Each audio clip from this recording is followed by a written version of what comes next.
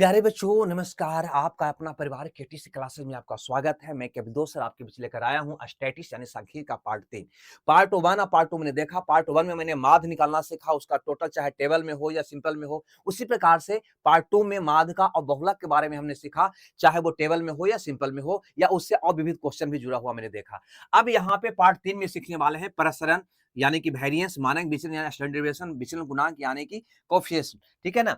और इसके साथ साथ माध्य माध्य का बहुलक में रिलेशन भी और कुछ मिसलेनियस क्वेश्चन भी। यानी आज हम पूरी तरह से स्टैटिस्टिक्स को समाप्त करने वाले हैं।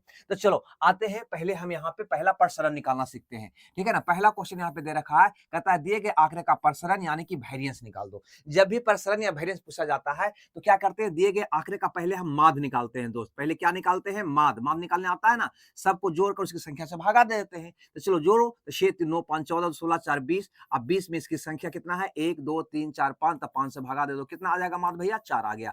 अब ये जो माध्य आया ना 4, इससे ये जो माध्य आया उससे, है ना, आंकड़ा के प्रत्येक चर मान का विचलन करवाते हैं। विचलन क्या होता है तो गौर से समझना, इसमें से इसको घटाओगे, है ना, इसमें से इसको क्या करोगे, यहाँ पे घटाओगे, तो 4 में से 3 जाएगा, क्या बचेगा, 1 बचेगा। यही विचलन हुआ। ये विचलन का हम यहाँ पे लगले वर्ग भी कर लेते हैं। क्या कर लेते हैं, वर्ग कर लेते हैं। तो 1 का वर्ग क्या होगा, तो कह देंगे 1 होगा। फिर से समझो, कुछ नहीं करना, यही क्रिया प्रत्येक चर मान के साथ करना है। क्या कर रहा हूं यहाँ पे, तो 4 में से 3 गया 1, 1 का वर्ग क्या होगा 1। 4 में से 6 गया -2, -2 का वर्ग करोगे तो क्या हो जाएगा, 4 हो जाएगा। फिर 4 में से 5 गया -1, -1 का वर्ग करोगे तो क्या हो जाएगा, 1 हो जाएगा। फिर 4 में से 2 गया 2, 2 का वर्ग करोगे क्या हो जाएगा भैया, 4 हो जाएगा। फिर 4 में से 4 गया 0, 0 का वर्ग करोगे क्या हो जाएगा, 0 हो जाएगा, है ना। ये विचलन का क्या निकाल दिए हम, वर्ग निकाल दिए। अब इसका पुनः मार्ग, इसको पुनः पुनः हम माध्य निकाल देते हैं, है ना। जो विचलन करा के वर्ग किया मैंने, उसका पुनः माध्य निकाल देते हैं, है ना। एक बार तो माध्य इसका निकाले आंकड़ा का, और दोबारा जो विचलन किए उसका माध्य निकाल देते हैं। माध्य कैसे निकालोगे, तो सबको जोड़ के उसकी संख्या से भागा दे दो। 1 2 3 4 5, 5 से भागा दे दो, क्या आएगा, कहो कि सर 10/5 आ जाएगा। 10/5 का मतलब क्या हो जाएगा दोस्त, कहेंगे 2 हो जाएगा। आपको पता है, यही हमारा कहीं ना कहीं प्रसरण निकल गया दोस्त। यही हमारा क्या निकल गया, प्रसरण, है ना। यही हमारा क्या हो गया, प्रसरण हो गया। यही हमारा क्या हो गया, प्रसरण हो गया। यानी ये आंकड़े का प्रसरण क्या होगा, तो कह देंगे 2 होगा। हमें लगता है ये बात आप समझ गए होंगे। अब यहाँ पे समझ, अगर प्रसरण निकालना समझ गया तो यहाँ पे एक चीज और पूछता है, जो आगे क्वेश्चन में हम लोग देखेंगे, है ना। वो क्या पूछता है, मानक विचलन।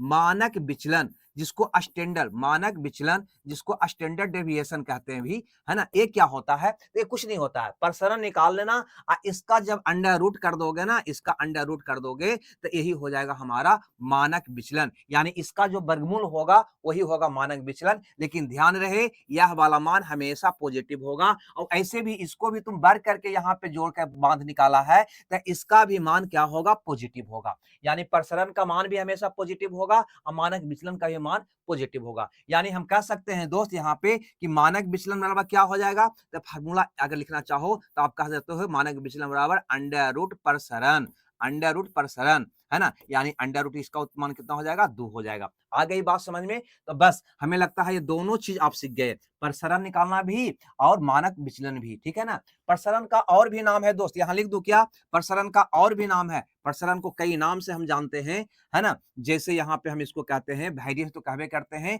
फिर विचरण भी कहते हैं, विचरण, है ना। इसको क्या कहते हैं, विचरण, है ना। ये वाला क्या है, विचलन है, ठीक है ना। चलो कोई बात नहीं, हमें लगता है ये बात आप समझ गए होंगे। तो प्रसरण निकालना रहेगा तो हम अब क्वेश्चन में बना लेंगे, है ना, डाटा जो भी हो।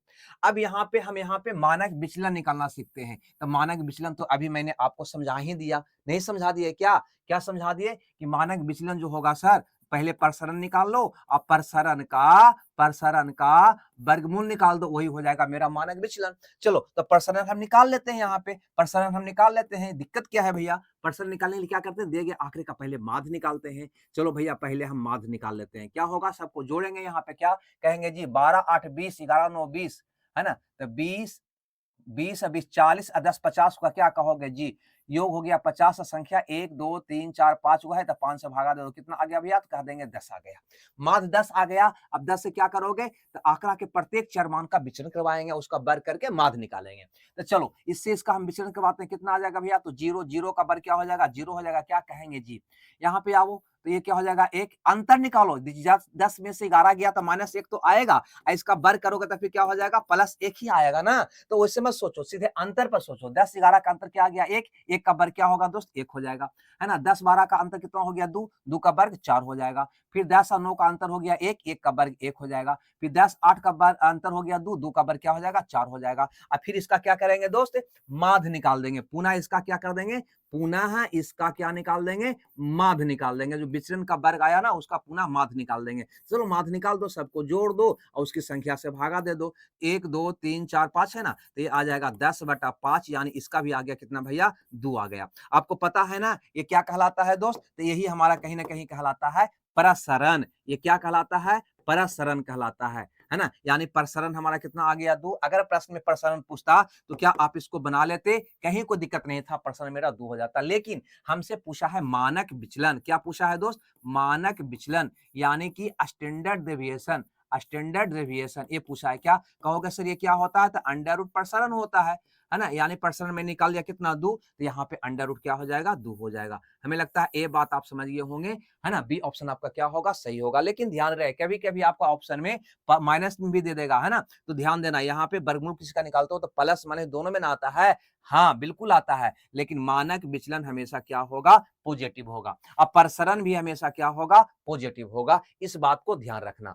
चलो कोई बात नहीं, आगे बढ़ते हैं। क्वेश्चन कुछ इस ढंग से भी पूछता है। यहाँ पे क्या पूछा है, मानक विचलन। क्या पूछा है तो मानक विचलन क्या होता है, अंडर रूट प्रसरण होता है। क्या कहोगे जी सर अंडर रूट प्रसरण होता है ना। प्रसरण यहाँ पे दे रखा है देखो 196, तो 196 का यहाँ पे सीधा सीधे क्या निकाल दोगे, वर्गमूल निकाल दोगे। अब ध्यान रहे 196 का वर्गमूल निकालोगे तो प्लस माइनस 14 आएगा। क्या कहोगे जी, यहाँ पे प्लस माइनस 14 भी है। मैंने क्या बताया है ना, हमेशा मानक विचलन क्या होता है, पॉजिटिव होता है। यानी यहाँ पे सिर्फ केवल क्या लेना है, प्लस 14 ही लेना है, माइनस 14 नहीं लेना है ना, क्योंकि मानक विचलन हमेशा पॉजिटिव में निकलेगा, है ना। माइनस 14 इसका नहीं होगा, ठीक है ना। ये क्या होगा, इसका गलत हो जाएगा। ये क्या होगा, इसका गलत हो जाएगा। उत्तर क्या होगा हमारा, तो बी होगा। देखो यहाँ प्लस माइनस 14 भी है, प्लस 14 भी है। हमें लगता है ये बात आप समझ गए होंगे। अगर मानक विचलन देकर प्रसरण पूछ दे या प्रसरण देकर मानक विचलन पूछ दे तो आराम से निकाल दोगे, नहीं क्योंकि जब यहाँ पे मानक विचलन निकालना है तो प्रसरण का अंडर रूट कर देंगे, इसका निकालना है तो वर्ग कर देंगे।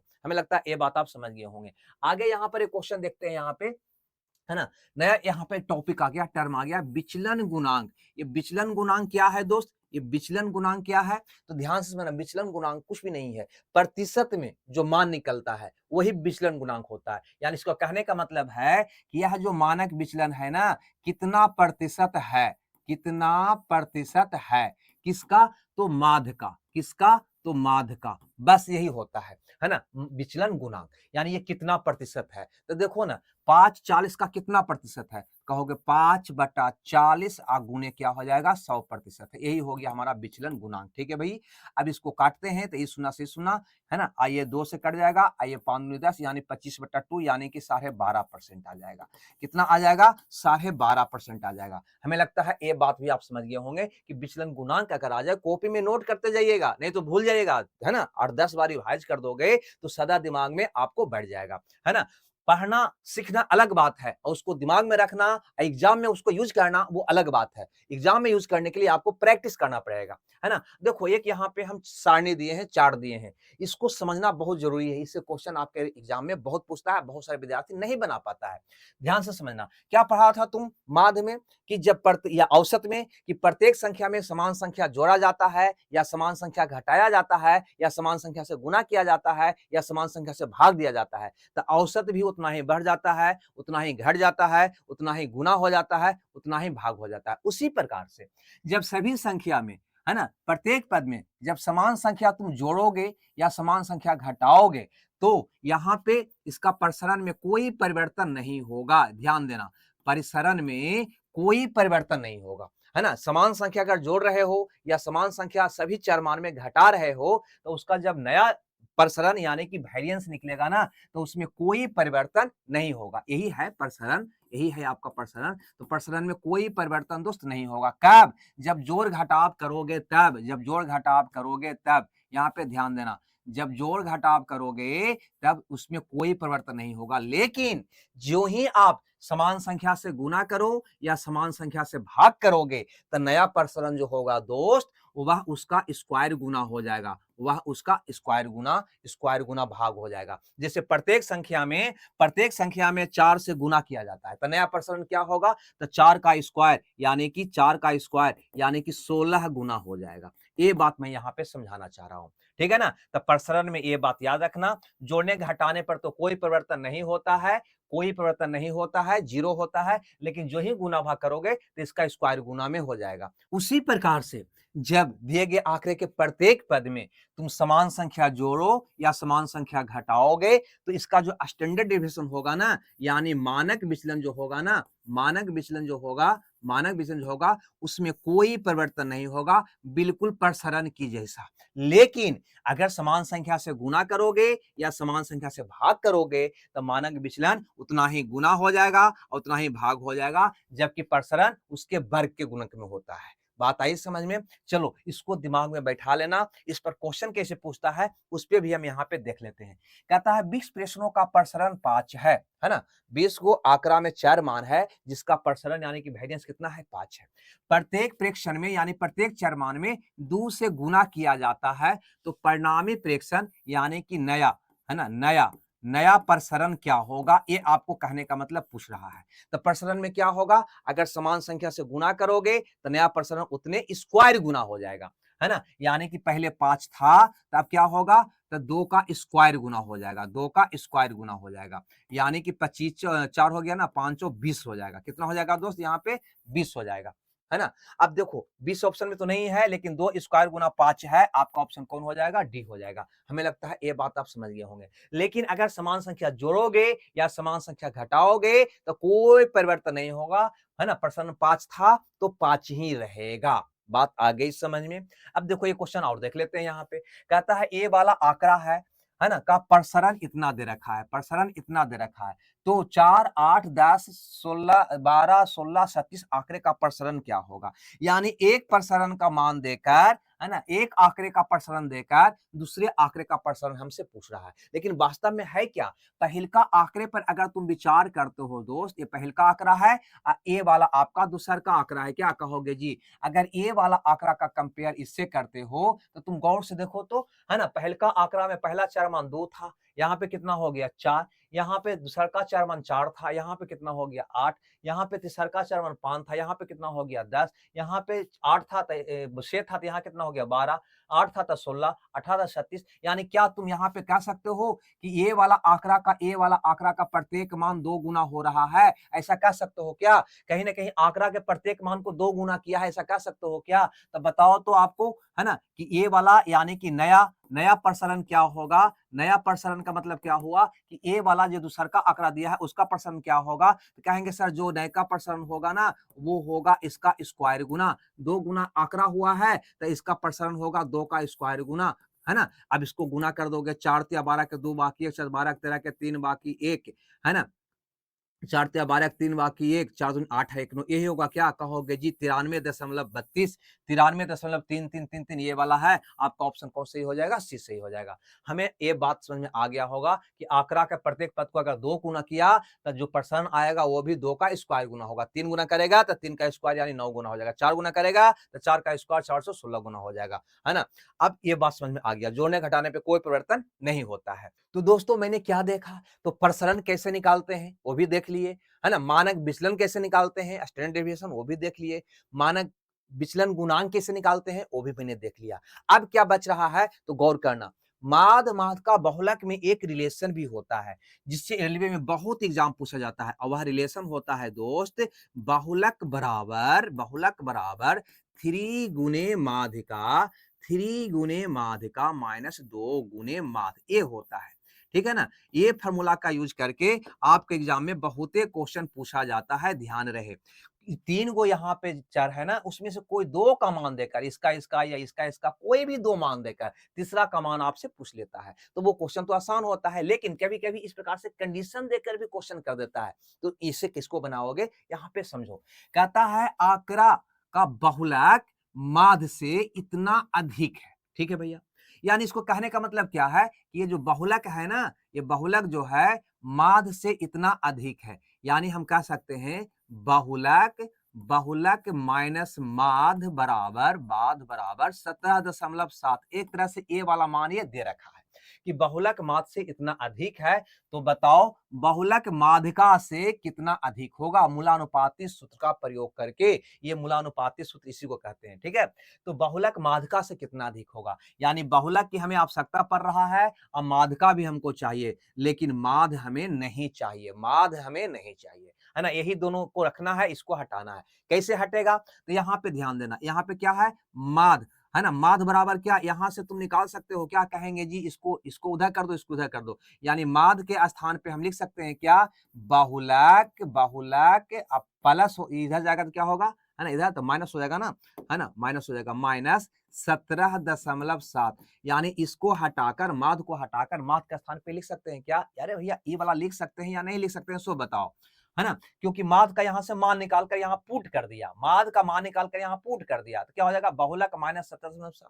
अब इसको में हल कर दोगे, आपका उत्तर आ जाएगा, अपने आप आ जाएगा, कहीं कोई दिक्कत नहीं है। तो सबसे पहले यहाँ पे बहुलक है ना, यहाँ से माइनस 2 बहुलक को इधर लाओगे, देखो ये 2 है दोनों में, ये 2 दोनों में है, तो -2 को इसको गुना करो तो -2 गुने बहुलक, -2 बहुलक को इधर लाओगे तो एक बहुलक पहले से है, तो क्या हो जाएगा, ये 3 गुने बहुलक हो जाएगा। क्या कहोगे जी, यहाँ पे 3 गो बहुलक हो जाएगा।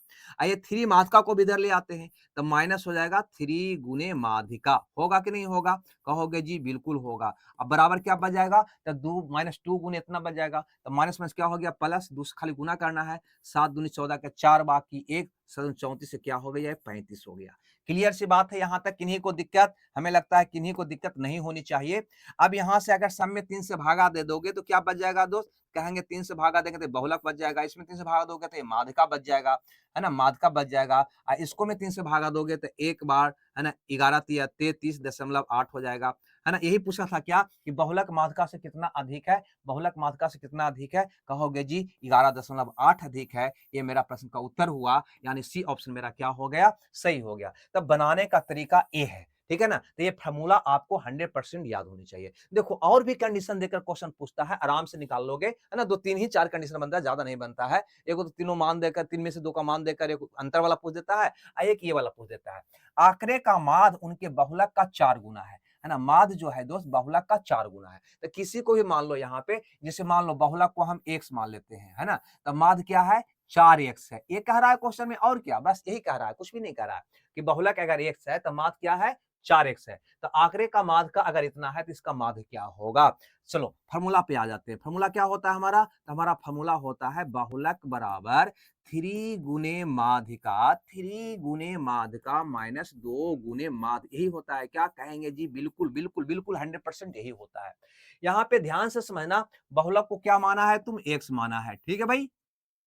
माध कितना हो जाता है, 4x हो जाता है, ठीक है भाई, है ना। तो यहां से माध्यिका का मान दे रखा है कितना, 63। क्या इसको हल नहीं कर लोगे, कहेंगे जी 100% कर लेंगे जी, है ना। क्या करोगे, x है और 4 दूनी 8x इधर लाओगे तो क्या हो जाएगा, ये 9x हो जाएगा। 9x का मान कितना होगा, तो 3 तिया 9 और 6 तिया 18, 189 होगा। यानी x का मान क्या होगा, कहोगे 2 1 9 से 21 हो जाएगा। हमसे क्या पूछा है दोस्त, माध पूछा है। क्या कहेंगे जी, माध पूछा है। माध कितना था, माध 4x था, है ना। 4x, x का मान पुट करोगे तो 21 84 हो जाएगा। 84 ऑप्शन में देखकर क्या करोगे, यहाँ पे टिक आउट मार दोगे। क्लियर सी बात है, कहीं को दिक्कत है ना। तो हमने इसका रिलेशन भी मैंने देखा। और विद्यार्थी एक बात और आपको बता दें कि जितना क्लास हम ले रहे हैं ना, उसका अगर पीडीएफ आपको चाहिए ना, तो ये मेरा टेलीग्राम का लिंक है ना, ए वाला है ना, KTC PDF by Kapil Dev sir, है ना। इसको जरूर ज्वाइन कर लेना, है ना। आज जिस चैनल पे तुम क्लास देख रहा है ना, उस चैनल का नाम है KTC classes by Kapil Dev sir, है ना। अगर इसको सब्सक्राइब तुम नहीं किए हुए है, अगर क्लास बढ़िया लगता है तो सब्सक्राइब कर लेना, और ज्यादा बढ़िया लगता है तो लाइक शेयर भी कर देना भैया, अपने दोस्तों में शेयर भी वीडियो को कर देना। अब यहाँ पर ध्यान, ये मेरा एप्लीकेशन है ना, ये मेरा प्ले स्टोर पर एप्लीकेशन है। कोई भी बच्चे को कोई, है ना, चाहे कोर्स लेना हो या फ्री का टेस्ट देना हो, उसके लिए ये एप्लीकेशन को प्ले स्टोर से जरूर डाउनलोड कर लेना, ठीक है भाई। मैथ्स यही सवाल आएंगे, लिख कर ले लो के साथ, आपका क्लास को करते हैं एंड। और कॉमेंट्स में जरूर बताना कि इसके आगे का कौन सा टॉपिक निकालें और आपके लिए लाएं। हमें दो विदा, ओके बाय बाय।